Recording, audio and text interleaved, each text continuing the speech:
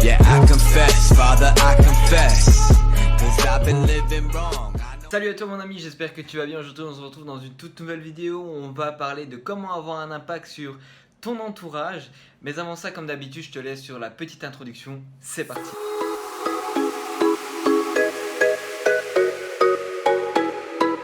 Donc je t'explique vite fait le sommaire de cette vidéo. Je vais d'abord te raconter une petite histoire qui s'est passée dans ma vie personnelle. Ensuite, je te donnerai une phrase qui a été donnée par un de mes auteurs préférés qui est Jim Rohn.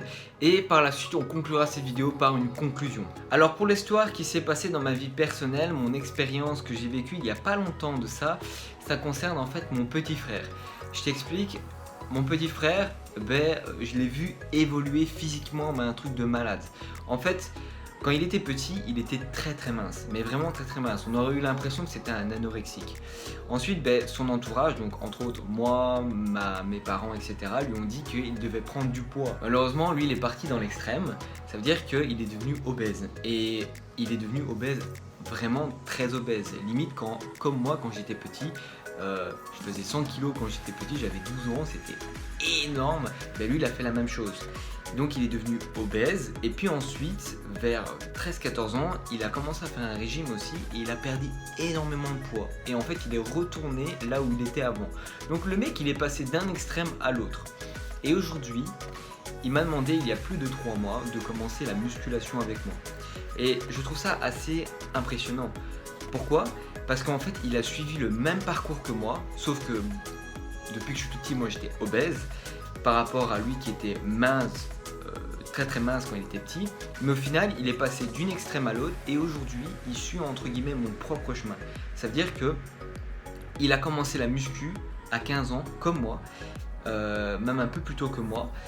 Moi j'avais commencé la muscu à la fin de mes 15 ans, lui il a commencé au milieu de ses 15 ans et moi je trouve ça assez hallucinant de voir ça. Pourquoi ? Parce que ça prouve bien qu'en fait quand vous agissez par vous-même, quand vous mettez vous-même les actions sans forcément dire à votre entourage ouais fais ça, en fait tu as juste à agir par toi-même et ton entourage va le voir de lui-même et s'il trouve que tes actions sont hyper bien appropriées, que eux aussi ça les inspire de faire ce genre d'action, ils vont te suivre, ils vont suivre ton propre chemin. Et pour moi je crois sincèrement que dans la vie de n'importe qui, d'un mec qui a réussi financièrement, d'un mec qui a réussi au niveau sportif, d'un mec qui a réussi dans toute autre activité, il suit un chemin défini par une autre personne. Et donc si aujourd'hui pour moi vous voulez avoir un impact sur vos relations extérieures, vous devez tout simplement montrer l'exemple. Donc si aujourd'hui tu dis à quelqu'un voilà tu dois manger sainement, tu dois faire une activité sportive pour avoir un corps ultra clean, pour avoir un corps bien bâti, etc., tu dois aussi montrer l'exemple. Tu dois la plupart du temps manger sainement, tu dois faire ton activité sportive et tu dois montrer l'exemple dans ton activité. Donc dans tout ce que tu dis, tu dois montrer l'exemple. Si tu ne fais pas ça, tu n'auras aucun impact sur tes relations, mais tu n'auras aussi aucun leadership. Et donc pour moi, la plus grosse clé que je pourrais te donner aujourd'hui dans cette vidéo là de comment avoir un impact sur tes relations autour de toi, c'est vraiment par l'exemple que tu dois agir.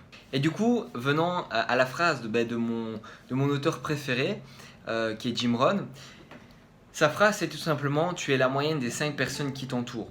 Aujourd'hui, on est tous influencés par quelqu'un ou par plusieurs personnes. Que tu le veuilles ou non, tu seras toujours influencé. Il y a beaucoup de gens qui sous-estiment le pouvoir de l'influence. Et pourtant, le pouvoir de l'influence est tellement subtil que tu te rends même pas compte que tu te fais influencer. Dans ma vie en général, les gens que j'observe, parce que je suis quelqu'un qui adore observer les gens, j'ai pu voir des gens qui sont passés d'un extrême à l'autre. Par exemple, comme mon frère, il est passé d'un extrême à l'autre, donc il était comme ça, et puis il est devenu comme ça, et aujourd'hui il est comme ça, mais aujourd'hui il commence à se bâtir une masse musculaire au lieu de se bâtir du gras. Et il a commencé à faire ça de par mon influence. En m'observant, en voyant que je faisais du sport depuis plusieurs années et que voilà, lui aussi il voulait commencer à se bâtir un physique. Et du coup il est motivé pour se bâtir un physique. Il voit que j'ai commencé à partir de son âge, il voit que j'ai commencé avec les moyens du bord, il le voit et du coup pour lui il se dit si lui il a su commencer par les moyens du bord, pourquoi est-ce que moi je ne pourrais pas commencer par les mêmes moyens du bord que j'ai que lui. Du coup ça l'a influencé. Et là par exemple ça c'est une bonne influence parce que il se bâtit un physique, il prend soin de sa santé, il mange sainement et il fait en sorte de réussir pour son physique. Ensuite, j'ai vu d'autres extrêmes de personnes que je connais personnellement qui, par exemple, étaient des personnes qui étaient consciencieux, qui vivaient leur vie pleinement et ils évitaient tout ce qui était cigarettes, alcool, etc. qui te défonce ton corps comme jamais. Il ne faut pas se le nier, même si ça peut être bon pour le court terme, pour ta propre satisfaction, pour ton corps, c'est pas très bon du tout. J'ai vu des personnes qui détestaient l'alcool, qui détestaient fumer, commencer à fumer comme des pompiers et commencer à boire comme jamais, tu vois, comme des alcooliques. Pourquoi ? Parce qu'en fait, ces personnes-là ont changé totalement de relation du jour au lendemain. Et généralement, on voit ça chez des élèves qui passent d'une classe à l'autre. Ça veut dire que, par exemple, vous pouvez être un élève modèle en telle année, mais l'année prochaine, quand tu passes à l'année suivante, toute ta classe change parce que soit tu changes d'école ou soit tu changes d'option et en fait tu te retrouves dans une option où les mecs ils fument, ils boivent et de par leur influence tu commences à fumer et boire pour pouvoir t'intégrer socialement. Et ça, l'influence, c'est ça. L'influence est tellement subtile que tu peux te faire influencer par n'importe quoi, que ce soit par des vidéos YouTube, que ce soit par ton entourage, que ce soit par des textes écrits sur internet ou des messages qu'on t'envoie, que ce soit par des photos que tu vois sur Instagram, que ce soit par les médias, que ce soit par tes parents ou ton frère ou ta soeur, bref, par tout ce qui t'entoure, tu peux être impacté et être influencé. Donc moi, ce que je te conseille fortement, c'est de faire un tri. Parce que si tu veux avoir une bonne influence et avoir un bon impact sur les gens autour de toi, tu dois d'abord toi-même avoir des gens dans ton entourage qui ont un bon impact sur toi.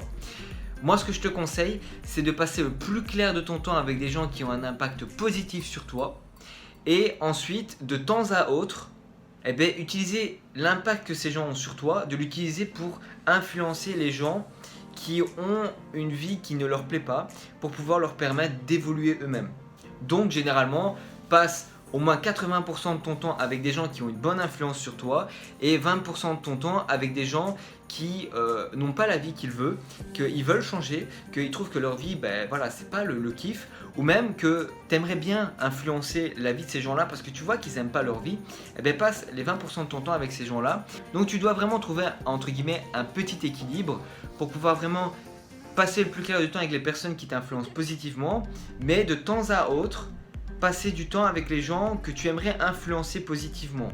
Mais quand je te dis bien passer du temps, c'est passer un minimum de temps. Parce que eux aussi, ils peuvent t'influencer.